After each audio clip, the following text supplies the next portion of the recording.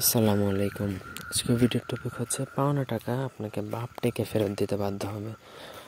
এরকম অনেক হয় যে যাদেরকে টাকা ধার দিলে টাকা ফেরত দেয় না, উল্টো দেখা যায় যে উল্টো কথা বলে যে কি আপনি টাকা দিবে না বা পারলে টাকা উঠে না। এরকম যদি সিচুয়েশন ক্রিয়েট হয় তাহলে সে আপনাকে বাপ ডেকে টাকা দিতে বাধ্য হবে। পুরো ভিডিওটা না টেনে শেষ পর্যন্ত দেখবেন। আমার চ্যানেলটা সাবস্ক্রাইব করবেন, লাইক কমেন্ট শেয়ার করবেন। ব্যক্তিগত যে কোনো কাজের জন্য স্ক্রিনে দেওয়া নাম্বার আছে, সরাসরি ফোনে বা হোয়াটসঅ্যাপে যোগাযোগ করে যে কোনো কাজ করাতে পারবেন দেশে বা দেশের বাইরে থেকে। স্ক্রিনে যে নকশাটা দেখতে পাচ্ছেন, আপনাকে নকশাটা লিখতে হবে কাফনের কাপড়ের উপর কস্তুরীর কালি দ্বারা। যে কোনো শনি বা মঙ্গলবার দিনে লিখবেন।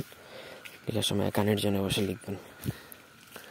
লিখে নিচে আপনি যার কাছে টাকা পান তার নাম, সে ছেলে হলে পিতার নাম, মেয়ে হলে মাতার নাম এবং তার ঠিকানাটা উল্লেখ করে দেবেন।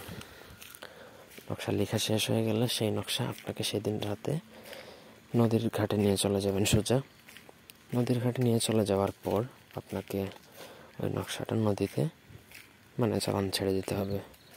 সিম্পলি আপনাকে ওই কাপড়টা যখন শুকিয়ে যাবে কালিটা কাফনের কাপড়ের উপর, তারপর সেই কাপড়টা আপনাকে নদীতে বিসর্জন দিয়ে দেবেন, নদীতে ছেড়ে দিবেন। ব্যাস, এটা কোনো পুকুরে ছাড়লে হবে না, নদীতেই আপনাকে ছাড়তে হবে বা সমুদ্রে ছাড়লেও হবে, অসুবিধা নেই।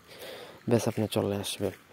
ওই চালানটা ছাড়ার পর 17 উপর চালান লাগবে, আপনি যার কাছে টাকা পান তারপর সে চালান লাগলে সে 21 দিনের মধ্যে আপনার টাকা ফেরত দিয়ে দেবে। এটা আসলে 21 দিন লাগে না, কিন্তু টাইমটা আমি বাড়িয়ে দিলাম। এর মধ্যেই আপনি ইনশাল্লাহ আপনার টাকা ফেরত পেয়ে যাবেন। সে যত বড়ই হয়ে যাক না কেন, টাকা তাকে দিতে বাধ্য, সে টাকা দিতে বাধ্য হবে। তো আশা করি বুঝতে পারছেন। কোনো অংশ বুঝতে অসুবিধা থাকলে কমেন্ট করে জানাতে পারেন। পুরো ভিডিওটা না টেনে শেষ পর্যন্ত দেখবেন। না বুঝলে 1-2 বার দেখবেন, তারপর যদি বুঝেন না কমেন্ট করবেন, আমি বলে দেওয়ার চেষ্টা করবো ইনশাল্লাহ। ভিডিওটি ভালো লাগলে লাইক দিবেন, কমেন্ট শেয়ার এবং সাবস্ক্রাইব করবেন। ধন্যবাদ সবাইকে সাথে থাকার জন্য। আল্লাহ হাফেজ।